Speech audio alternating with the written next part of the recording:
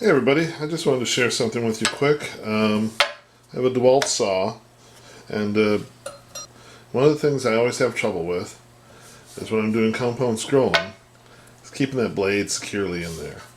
And I kind of have a little trouble with my thumb joint here. My muscles seem to be much stronger than, say, that joint is. And twisting it on and off, getting it tight enough, kind of hurts me a little bit. So I made this little adapter to go on the knob like so. I thought I'd share that with everybody. Plans for it will be freely available on my website, so I'll have a link for that below. And it just makes it quick, easy